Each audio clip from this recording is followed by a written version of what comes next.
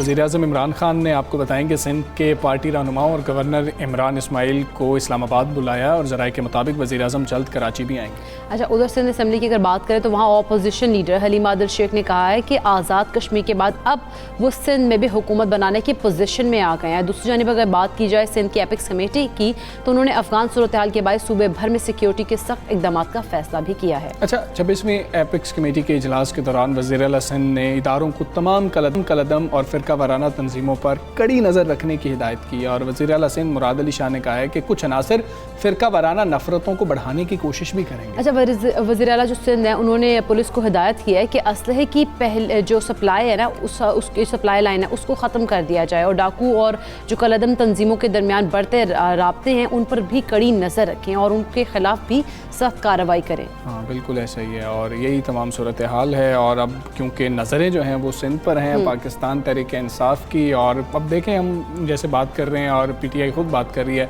कि तमाम अगर हम सूबों की बात कर लें, आज़ाद कश्मीर की, गिलगित की बात कर लें, गिलगित बल्तिस्तान की, तो वहाँ पर भी अब हुकूमत किसकी है? पाकिस्तान तहरीक इंसाफ की। सिंध जो है उसके ऊपर अब बिल्कुल पूरा गौर किया जा रहा है। अच्छा, अब हम इस हवाले से हम बात कर लेते हैं। सिंध असम्बली में अपोजिशन लीडर हलीम आदिल हमारे साथ मौजूद हैं। अस्सलाम वालेकुम, गुड मॉर्निंग। हलीम आदिल शेख साहब, सिंध की ऐसी कौन सी आप देख रहे हैं कि सियासी और तरक्याती महरूमी है जिनको आप फोकस करेंगे? और अब क्योंकि अरबाब गुलाम रहीम साहब भी वज़ीर आज़म के मुआविन खुसूसी बन गए हैं, तो उसके बाद उनका जो किरदार है वो कितना अहम देख रहे हैं आप? देखिए, मैं समझता हूँ कि पिछले 13 साल में सिंध को कुछ भी नहीं मिला। सिंध का शहर जो सिंध के 90% रेवेन्यू जनरेट करता है, कराची, पूरे मुल्क का अराउंड 67% रेवेन्यू जनरेट करता है कराची शहर, उसको कचरा कुंडी बना दिया गया। दुनिया के 10 गंदे तरीन शहरों में उसको शामिल कर दिया गया। थरपारकर में हज़ारों बच्चे मर गए और जब उनको पानी पीने के लिए देने के लिए RO प्लांट्स का मंसूबा बनाया तो उसमें 700 अरब की करप्शन हुई। और अब जब RO प्लांट्स को ठीक करने के लिए दिया तो उसके अंदर भी एक करप्ट की, ठीक करने में भी करप्शन कर दी। पानी लेकिन थर को नहीं मिला, थर के बच्चे मरते रहे। कुत्तों की वैक्सीन सिंध में नहीं मिली। सिंध के रोड रास्ते में, सिर्फ कराची की बात नहीं करता, आप चलिए लाड़काना, पूरे सिंध में सूरत हाल ये है कि बस सिर्फ एक ही चीज़ जिंदा है जो कि भुट्टो जिंदा है, बाकी कुछ भी जिंदा नहीं है यहाँ। जिसकी वजह से अब पाकिस्तान तहरीक इंसाफ ने सिंध की महरूमियाँ, सिंध के लोगों की महरूमियाँ, सिंध के लोगों के साथ नाइंसाफ़ियाँ, ज़्यादतियाँ दूर करने के लिए प्राइम मिनिस्टर ने खुद फैसला कर लिया है। आप देखिए कि अल्हम्दुलिल्लाह 2013 से हमारी KP गवर्नमेंट बनी, 2018 में KP plus federal plus Punjab plus Balochistan में कोलेशन, 20 के अंदर हमारी BB उसमें फिर के वो GB आ गया और अब हमारा कश्मीर आ गई, तो सिंध बच गया है। अल्हम्दुलिल्लाह जब नया पाकिस्तान जो होगा उसमें पूरे पाकिस्तान में गवर्नमेंट होनी चाहिए और गवर्नमेंट होगी। सिंध को नो गो एरिया बना दिया गया फेडरल प्रोजेक्ट्स के लिए। अगर हम कहते हैं कि SIDCL, तो वो कहते हैं तो ईस्ट इंडिया कंपनी है। 2015 में जिसका खुद इफ्तिताह करते हैं नवाज शरीफ के साथ पीपल्स पार्टी के CM साहब, जब हम आके काम करना चाहते हैं तो कहते हैं तो ईस्ट इंडिया कंपनी है।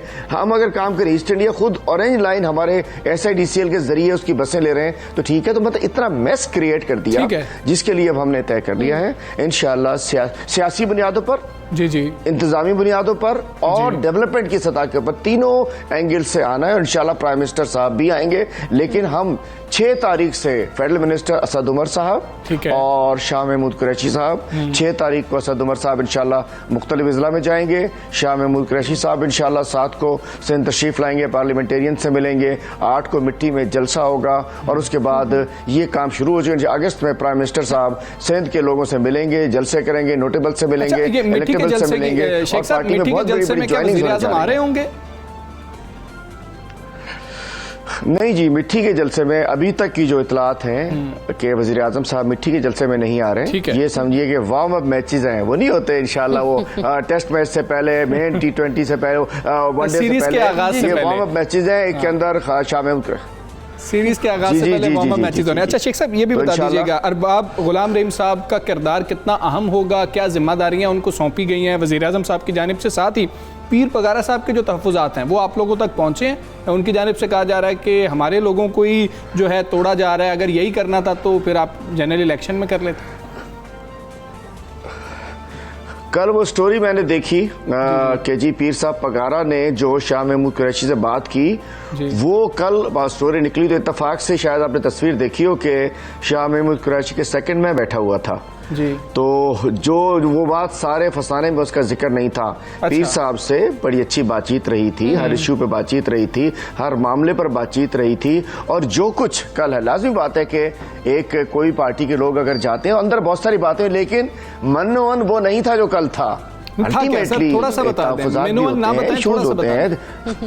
मैं बता दें जी नहीं, मैं बताता हूँ। पीर साहब से एक तो सबसे अच्छी बात यह है कि उन्होंने कहा जी हम आपके साथ खड़े थे और आज तक अल्हम्दुलिल्लाह हम आपके साथ खड़े हैं। बिल्कुल हम उस किसी अंदाज में नहीं खड़े जैसे कोई और होता है। और इसमें कोई शक नहीं है कि पीर साहब पगाड़ा पहले दिन से आज तक, हमारे कुछ दो इत्तेहादी जो है वो किसी वक्त के ऊपर आके नाराजगियां भी होती हैं, कोई इस्तीफे भी होते हैं, लेकिन ये बात तो मैं कहूंगा कि पीर साहब पगाड़ा की फैमिली ने कोई एक बात हमें जीडीए की तरफ से ब्लैकमेलिंग की नहीं आई, जो कहीं और से हल्की फुल्की आती रहती है। हम भी कहते हैं चलो पुरानी ट्रेनिंग है, कोई मसला नहीं है, लेकिन पीर साहब पगाड़ा को उस दिन ऐसी कोई बात नहीं की। बड़ी तफसीली बातचीत हुई और शाह महमूद कुरैशी साहब ने कहा कि मैं आऊंगा दोबारा, चूंकि उस रोज फातिहा के मैं साथ था ना जी। उन्होंने कहा चूंकि फातिहा के लिए इंशाल्लाह बैठ के बात करेंगे, लेकिन एक चीज पे हम लोग मुत्तफिक थे कि सिंध को इस बुराई से जान छुड़ानी है, पीपल्स पार्टी से जान छुड़ानी है। और इसको अगर रहने दिया गया तो सिंध, अल्लाह माफ करे, अल्लाह रहम ही करे सिंध के ऊपर। तो पीर साहब ऑन बोर्ड है। बाकी अरबाब गुलाम साहब कह रहे हैं हमने इससे जान तो अपनी छुड़वानी है, लेकिन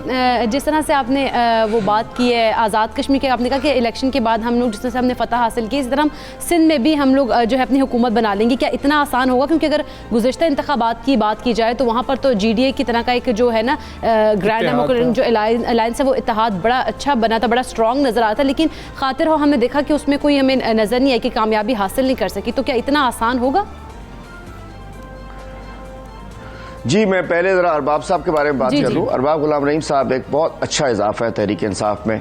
हम खुद 3 साल से 4 साल से हमारी ख्वाहिश थी कि अरबाब साहब तहरीक इंसाफ में आए और इंशाअल्लाह सिंध में वजीर आला रहे हैं, अच्छा नाम रहा है 3.5 साल। यहाँ तो 13 साल में जो वजीर आला साहब है उनका नाम आपको बताइए कैसा है, लेकिन वजीर आला एक बिल्कुल ऑनेस्ट वजीर आला, स्ट्रेट फॉरवर्ड है। इंशाअल्लाह उनको पूरे सिंध में उन्होंने पार्टी को मोबिलाइज करने के लिए, उन्होंने बड़ी बड़ी ज्वाइनिंग्स करने के लिए, उन्होंने सियासी फिजा साजगार करने के लिए, और उन्होंने इंशाल्लाह पार्टी को आगे लेकर चलना है। और अरबाब रहीम साहब एक अच्छा इजाफा है हमारी तहरीक इंसाफ में, पूरी पार्टी ने उनको वेलकम किया है। अब आपने क्या कि जी कैसे देखिए कितने बड़े कोशिश के बावजूद सिर्फ 16 सीट्स का डिफरेंस है, सिर्फ 16 सीटों का फर्क है। और मैं तो असेंबली में होता हूं, जो फ्रंट बेंचर, 2 जो फ्रंट लाइन्स हैं, फ्रंट सीटर्स के अलावा बैक बेंचर्स का बहुत बुरा हाल है पीपल्स पार्टी के अंदर। वो कहते हैं, ये लगता है कि पीपल्स पार्टी की गवर्नमेंट, कहता है हम 99 लोग हैं, लेकिन ये नॉन इलेक्टेड लोगों को इन्होंने बिठाया हुआ है इख्तियार, मतलब जो इलेक्ट हो गए, मतलब कहीं से रिजेक्ट हो गए, कराची से मुर्तज़ा वहाब साहब वो 4-4 मिनिस्ट्रियां लेकर बैठे हुए हैं। तो वहां लोग 4-6 लोग हैं, 10-10, 8-8 मिनिस्ट्रियां एक बंदे को हैं, बाकी पीछे बैक बेंचर्स का बहुत बुरा हाल है। और सिंध की आवाम तंग है इनसे, बस उन्हें एक अल्टरनेट चाहिए पहले। अच्छा दूसरी बात, हम उतने बड़े किसी इत्तेहाद के साथ अब नहीं जाएंगे, सब फंक्शनल के साथ हम जाएंगे, जीडीए का जैसा पार्टी हम जाएंगे, लेकिन इस दफा हम पीटीआई अपने निशान से, बल्ले के निशान से इमरान खान को लेकर जाएगी। हम किसी ग्रैंड अलायंस वगैरह के चक्कर में नहीं पड़ने जा रहे, इत्तेहाद करेंगे। ठीक है शेख साहब, जो पिछले बैक बेंचर्स हैं तो पीपल्स पार्टी का हिस्सा, आपकी बात से ऐसा लग रहा है कि उनसे कोई राब्ते चल रहे हैं। तो अगर राब्ते चल रहे हैं पीपल्स पार्टी के लोगों को तोड़कर अगर दूसरी साइड पे अपनी तरफ बिठा लिया जाएगा, सिर्फ क्लास का सेक्शन तब्दील होगा, तो उससे क्या फायदा होगा आपको? शायद मैंने ये नहीं कहा, आपने जैसे कहा ना कि पीपल पार्टी इतनी मजबूत है, क्या होगा? ये लोग अगली दफा तीर से डर के भागेंगे, इन्हें तीर से खौफ आ रहा है। ये पीपल्स पार्टी के निशान नहीं लेंगे, हाथ में बल्ला तो नहीं होगा? ये कह रहे हैं हमने हमारी तौबा, हमारी बाप की तौबा हम नहीं लेंगे। जी हाथ में बल्ला तो नहीं होगा? बल्ला होगा ना, और क्या होगा? सिंध में भी बल्ला ही चलेगा और कुछ नहीं होगा इंशाअल्लाह। भैया सबके हाथ में बल्ला होगा, तीर वीर का क्या काम है? अगले इलेक्शन में ये लोग पीपल्स पार्टी छोड़कर पीटीआई ज्वाइन करेंगे, और इसमें साफ सुथरे लोग होंगे, जो है बेचारे बड़े अच्छे अच्छे खानदानी लोग हैं। तो हम एक तो मैं बताना चाहता हूँ, हम कोई गवर्नर राज नहीं लगा रहे, हम कोई गैर आईनी काम नहीं कर रहे, हम कोई चांगा मांगा नहीं कर रहे, ना हम करना चाहते हैं। हमारे हक है हम सिंध में सियासी तौर पर दाखिल हों, सिंध के लोगों से बात करें, सिंध के लोगों को अपना पैगाम दें, सिंध लोगों से पीटीआई के बारे में हम बताएं, अपना बताएं क्यों कैसे आपको इनसे जान छुड़ाना चाहते हैं, जो हमने कर दिया। देखिए कोई समझते हैं तो नाकाबिल तस्खीर है, पंजाब हो गया, नवाज शरीफ चले गए, नाकाबिल तस्खीर है कराची, आपसे हो गया। आपसे सुन के बहुत अच्छा लग रहा है कि आप आज ये कह रहे हैं कि पीपल्स पार्टी में भी कुछ अच्छे लोग मौजूद हैं। ऑन अ लाइटर नोट कुछ कहा लाइटर, बिल्कुल सही कह रहे हैं। अरे भाई, जिनके बारे में बात करता हूं ना, मेजॉरिटी बेचारे लोगों की, देखिए सिर्फ ये 15 लोग हैं ना, 16 लोग जो नैब जदगान है, ये अगर ना हो तो बाकी पीपल पार्टी में तो वो लोग हैं जो सियासी लोग हैं, मजबूरी में वहां बैठे हुए हैं। लेकिन ये जो 20-22 लोग हैं जो नैब जदगान है, जिन्होंने खाया है, जिन्होंने लूटा है, जो पैसे लेके वजीर बनते हैं, पैसे दे के काम चलाते हैं, यही तो गंद है सारा। ये साफ हो जाए तो पीटीआई पीपल्स पार्टी भी एक पार्टी है। मतलब वो जो जरदारी भुट्टो के लोग बेशक आगे रहें, लेकिन जो जरदारी के असर में है, जो जर के असर के लोग हैं, उन्हें निकाल के फेंक दे। पीपल पार्टी का कोई इशू नहीं हमारे साथ, we can sit with them. बिल्कुल ठीक है। हलीम आदिल शेख साहब, बहुत शुक्रिया आपका। मेरे पाकिस्तान बात कर रहे थे और बड़ी उन्होंने मतलब ओपन गुफ्तगू की है और खोल के रख दिया कि जी कि उनकी इस वक्त प्लानिंग है क्या, पिछले जो बैक बेंचेस हैं उनके ऊपर पीपल्स पार्टी को भी गौर करने की बिल्कुल अब वो गौर करेंगे भी। और जिस तरह से उन्होंने बड़े कॉन्फिडेंट होकर उन्होंने कहा कि अगले इलेक्शन तक तो उन्होंने कहा कि बल्ला ही घूमेगा, तो अब देखें क्या होता है अगले इलेक्शंस में। चलें खैर, एक और लेकिन सिंध हुकूमत में और सूबा सिंध की हम बात करें, वहाँ पर एक बड़ा इकदाम जो है उठाया गया, एक अहम कदम उठाया गया है। स्कूलों, मदरसों और दफातर में जिस्मानी सज़ा, जहनी अजियत और बच्चों के साथ बदसलूकी को जुर्म करार दे दिया। अच्छा, महकमा स्कूल एजुकेशन एंड लिटरेसी ने पीर के रोज़ जो है वो बच्चों के खिलाफ हर किस्म के जिस्मानी और जहनी तशद्दुद पर पाबंदी आयद करते हुए एक एक्ट के जो है ना वो कवायद जो हैं उनको नोटिफाई किया था। और कवानीन के मुताबिक कहा गया था कि जो तालीमी इदारे हैं वो अपने तलबा के तहफ़्फ़ुज़ और उनकी हिफाजत को यकीनी बनाएंगे। अच्छा, कवायद में अब ये कहा गया है कि किसी भी तालिब इल्म को जिस्मानी, जहनी या जज्बाती तौर पर कोई नुकसान नहीं पहुंचाया जाना चाहिए, या किसी इदारे में मुलाजमत करने वाले किसी फर्द को भी बदसलूकी का निशाना नहीं बनाया जाना चाहिए और तालिब इल्म की जहनी या जिस्मानी नशोनमा इससे मुतासिर हो सकती है। अच्छा, दूसरी जानिब अगर हम बात करें सेनेट की कायमा कमेटी बराए इंसानी हुकूक की, तो उन्होंने कहा है कि बच्चों की जिस्मानी सज़ा की मुमानियत का जो बिल है तरमीम के साथ जो है उसको मंजूर कर लिया गया, और जिसमें ना सिर्फ तालीमी इदारों बल्कि जिस तरह से हम तुम पहले कहते काम करने वाली जगहों को, उन्होंने कहा कि काम करने की जो जगह पर भी बच्चों के साथ जिस तरह से जारहाना सलूक किया जाता है उस पर भी पाबंदी आयद होगी। और इस बिल के तहत किसी भी फ़र्द की जानिब से बच्चों को जिस्मानी सज़ा, मुलाजमत की जगह पर, तालीमी इदारों में, मजहबी, सरकारी और निजी बच्चों की देखभाल करने वाले इदारों में, बहाली मराकज़ की बात कर लीजिए, इसके साथ साथ बच्चों को अदालती निज़ाम में भी तहफ़्फ़ुज़ फराहम किया जाएगा। अब इस सारी सूरत हाल पर हम बात करेंगे माहिर तालीम डॉक्टर आयशा रज़ाक हमारे मौजूद हैं। आयशा साहब, अस्सलाम वालेकुम, गुड मॉर्निंग। काफ़ी टाइम लग गया, हमें 5 साल लग गए। 2016 का मामला था, एक्ट था, 2021 आ गया, देर आयत दुरुस्त आयत, अब रूल्स सामने आ गए हैं, कैसा देख रही हैं इसको? अच्छा, बहुत बहुत शुक्रिया और वालेकुम सलाम। एक तो अभी आप बल्ले घुमाने और तीर चलाने की बातें कर रहे थे, तो उसके बाद बड़ा ये जो है वो उस तरह की बातों के बाद बड़ा वो गियर शिफ्ट है ये। अब कलम उठाने की बात कर रहे हैं हम। बिल्कुल। अच्छा, और इस पे थोड़ा सा वो अम्यूजिंगली आपने ये बात की ना कि देर आयत दुरुस्त आयत, और मैं बिल्कुल ये प्रोग्राम शुरू होने से पहले जब ये सोच रही थी अपने सेगमेंट का, तो ये एग्जैक्टली यही वाली फ्रेज मेरे जहन में थी कि इस केस में क्या देर आयत दुरुस्त आयत कहना इवन अच्छा भी होगा या नहीं। और ऑनेस्टली आप जिस तरह आपने कहा कि 5 साल गुजर गए हैं और 2017 में मेरे ख्याल में ये एक्ट ऑफ लेजिस्लेचर बन गया था, जिसका मतलब ये है कि इनकी असेंबली ने पास कर दिया था, गवर्नर ने इनके असेंट दे दिया था, अप्रूवल दे दिया था, और एक्ट के अंदर लिखा हुआ था कि 6 महीने के अंदर डिपार्टमेंट जो है वो नोटिफाई कर देंगे रूल्स। तो 5 साल लग गए इस बात को। लेकिन देखिए, वो देर आयत दुरुस्त आयत वाली बात पे इसलिए नहीं इसके अंदर मुझे बहुत ज्यादा वो लग रहा, क्योंकि देखिए मील माइल 5 साल में बच्चों की वेलबींग का मामला था ना, उनकी ना सिर्फ मेंटल इमोशनल वेलबींग बल्कि फिजिकल वेलबींग ऑल्सो। और वो हमें पता है, किससे हमें पता चलते रहते हैं कि कई जगहों पे स्कूलों मदरसों में इवन बच्चों को इतना वायलेंटली मारा जाता रहा है कि कुछ बच्चे तो सिर्फ इस बात पे कि सबक याद नहीं किया। लाहौर में आपने सुना होगा एक बच्चा बेचारा 6 साल 17 साल का जान से चला गया। तो लेकिन चले, कम से कम ये नेक्स्ट स्टेप फॉरवर्ड है। और जहाँ तक दूसरे प्रोविंसेस की या इवन आप अगर नेशनल लेवल के ऊपर देखें तो कम से कम सिंध ने इसको एक्ट को बना के नोटिफाई अब कर दिया, चाहे देर बाद। बाकी जगहों पे तो इतना भी नहीं हुआ। और जो आपकी नेशनल असेंबली ने बिल पास कर दिया था, मेरे ख्याल में सेनेट ने तो अभी तक पास नहीं किया। तो ये बाकी सूबों के लिए और फेडरल के लिए वाकई एक बड़ा वो एग्जाम्पल है सिंध ने सेट की कि ये ज़रूरत है बहुत ज़्यादा इसकी। और जो एक और on top of that prohibition का तो था ही, लेकिन क्रिमिनलाइज जो इसको कर दिया सिंध ने, आई थिंक वो एक बड़ा पॉजिटिव स्टेप है। और जो उन्होंने कहा है कि पीनल कोड के अंदर पहले आपका सेक्शन 89 था जिसके अंदर ये प्रोविजन थी कि अगर किसी गुड इंटेंशन की वजह से कोई गार्डियन या पेरेंट या टीचर जो है वो बच्चे को थोड़ा बहुत हल्का फुल्का लगा भी देता है तो वो ऐसे उसका कोई ऐसा मसला नहीं होगा, वो भी उन्होंने अब मना कर दिया है। और उन्होंने उसको पीनल कोड के सेक्शन मेरे ख्याल में 334 और 336 के साथ लिंक कर दिया है कि इसकी इम्प्रिजनमेंट भी हो सकती है और इस पे आपको फाइनेंशियल इसको फाइन भी होगा, प्रमोशंस रोक दी जाएंगी, निकाल दिया जाएगा टीचर्स को। तो ये पॉजिटिव उस तरह से स्टेप है कि कम से कम अब इसकी एक रिपरकशन, अब वही बात है implementation is the next step, और वो सबसे ज्यादा बिल्कुल इम्प्लीमेंटेशन की बात आपने किया है। जिससे हम देखते हैं ना कि एक लॉ तो बना दिया जाता है, इम्प्लीमेंटेशन का जब होती है तो उसमें मसाइल होते हैं। तो इम्प्लीमेंटेशन कराने में सबसे ज़्यादा जिम्मेदारी आप किसकी समझती है, किसकी हो सकती है, हुकूमत की या फिर तालीमी इदारों की, या उस कमेटी की जो बनाई जाएगी तालीमी इदारों? अच्छा हाँ, अगर आप देखें ना तो उन्होंने जो जिस तरह से वो ज़बान उसके अंदर यूज़ की हुई है वो ये देखिए जिम्मेदारी तो सभी की है और लेकिन ये है कि काफ़ी सारा उसके अंदर अभी भी मुझे ज़रा थोड़ी सी उसके अंदर लैक ऑफ क्लैरिटी ये नज़र आ रही है कि उसके अंदर जिक्र किया गया है कि जब इस तरह की कोई कंप्लेंट फाइल हुआ करेगी तो स्कूल के अंदर कमेटीज़ बना दी जाएंगी जिसके अंदर 3 रिप्रेजेंटेटिव्स होंगे इंक्लूडिंग गार्डियन और पेरेंट, और एक कोई कंसर्न डिपार्टमेंट का बंदा होगा, एक स्कूल का हेड होगा एटसेट्रा।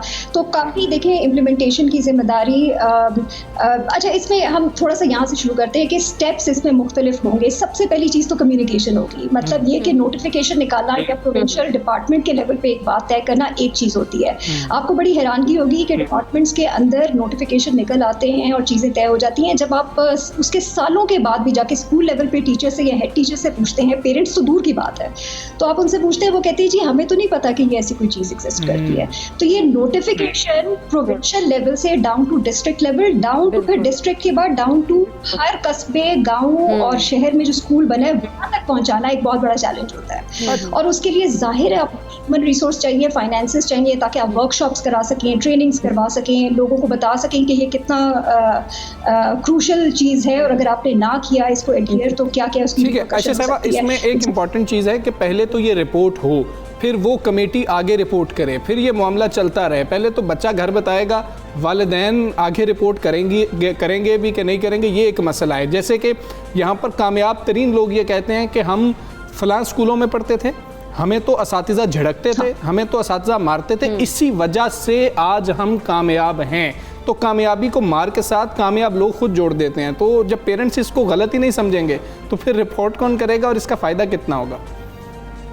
और एग्जैक्टली मेरे ख्याल में आपने खुद ही अपनी बात का जो है वो बड़ा अच्छा जवाब भी दे दिया। मैं सिर्फ उसको री एम्फेसाइज करूँगी कि कम्युनिकेशन, अगेन कम्युनिकेशन की मुख्तलिफ वो अवेयरनेस रेजिंग ये सिर्फ स्कूल नहीं बल्कि पेरेंटल लेवल के ऊपर, और वो बड़ा प्रॉब्लमैटिक होगा कि हर पेरेंट, हर किस्म का पेरेंट्स आ रहा है, आपको पता है हर किस्म का स्कूल है, बच्चे हर किस्म के बैकग्राउंड से आते हैं, और वो आप चाहे पढ़े लिखे पेरेंट्स की बात करें या जो इतने पढ़े लिखे पेरेंट्स नहीं हैं उनकी बात करें, तो आपको एक कॉमन थ्रेड नजर आता है कि जी मार तो पड़ती है, उसके बगैर बच्चा सीखता नहीं है। ये बहुत बड़ी मिथ है, क्योंकि अगर पेरेंट्स को ये पता चलता है, ना सिर्फ बाहर की रिसर्च बल्कि पाकिस्तान की अब रिसर्च में ये आपको नजर आता है कि जब आप बच्चे को मारते हैं और आपका ये ख्याल है कि शायद ये कोई पॉजिटिव चीज़ है, वो डिसिप्लिन होता है उससे और वो उसकी बेटर वो एकेडमिक या अदरवाइज एथिक्स होती हैं या वो बेहतर परफॉर्म करता है, तो ये एग्जैक्ट ऑपोजिट होता है बल्कि उसके। तो आपका बच्चा, बहुत सारी रिसर्च ये शो करती है कि ना सिर्फ डिसएंगेज हो जाता है क्लासरूम से। मैं आपको एक बड़ी छोटी सी एग्जांपल देती हूँ कि बड़े रिसेंटली हमने एक डिस्ट्रिक्ट के अंदर जाके, एक सूबे के अंदर जाके ये स्टडी की थी जिसके अंदर 4वीं 5वीं के बच्चों से जाके सवाल किया था कि आपको कौन से सब्जेक्ट्स अच्छे लगते हैं। अब यकीन करें कि अक्रॉस स्कूल्स हमें नज़र आया था कि बच्चे को इससे फ़र्क नहीं पड़ता इस उम्र के बच्चे को कि टीचर जो है वो कितना काबिल है सब्जेक्ट वाइज। वो इस तरह की बात करते हैं कि हमारे ये टीचर हंस के बात करते हैं, हमारे ये टीचर गुस्सा नहीं, हमारे टीचर फ्रेंडली, और जो चीज़ों को नहीं पसंद, जो सब्जेक्ट्स नहीं पसंद होते थे वो वाले होते थे जहाँ पर उनको लगता है कि टीचर मुस्कुराता नहीं, छोटी सी बात टीचर सख्ती करते हैं। और ये देखिए इसकी रिपरकशन जो है ना वो ना सिर्फ आपके बच्चों की अटेंडेंस और ड्रॉप आउट और एकेडमिक जो उनकी अचीवमेंट है क्लासरूम पे उस पे है, बल्कि बहुत सारी रिसर्च है जो शो करती है कि अगर आप बच्चों के साथ वायलेंट होते हैं या बहुत ज़्यादा गुस्सा शो करते हैं तो ये उनके अपने बिहेवियर्स जो कल को उनके अपने रिश्ते में उसके अंदर ये वायलेंस नजर आएगा। बच्चे को एंग्जाइटी होगी, डिप्रेशन होगा, वो वायलेंस ज़्यादा ससेप्टेबल होगा। बिल्कुल ठीक है, बहुत शुक्रिया आयशा रज़ाक साहिबा, आपने सबसे पहले का हिस्सा बना और आपने इतनी अच्छी हम लोगों को तरीके से गाइड किया। और वैसे जिस तरह से लॉ बन गया है और इसके ऊपर अगर इम्प्लीमेंटेशन हो जाए तो बहुत अच्छी बात होगी कि बच्चों की जो है ना मेंटल हेल्थ के लिए बहुत ज़्यादा बिल्कुल ऐसे नहीं, नशोनुमा के लिए बहुत ज़्यादा ज़रूरी है कि आप कोई और तरीका ढूंढें। बच्चों को ये मत समझें कि मार से ही बच्चा पढ़ेगा, बच्चे का इंटरेस्ट वहाँ पर किसी और तरह से पैदा करने की हमें सबको कोशिश करनी चाहिए। भी बनाया था ना, मार नहीं प्यार, तो उस पर अमल भी करना है। सिर्फ उस पर अमल हो जाए और फिर बेहतर हालात हो जाएं तो और क्या चाहिए बच्चों को। खैर ये सिंध के अंदर ये जो है अब रूल सामने आ गए हैं इसके और इम्प्लीमेंटेशन हो गई है। अब बाकी सूबों में देखते हैं कि कब तक जो है ये कानून आता है और इसकी इम्प्लीमेंटेशन होती है। हम ब्रेक लेंगे, ब्रेक के बाद वापस।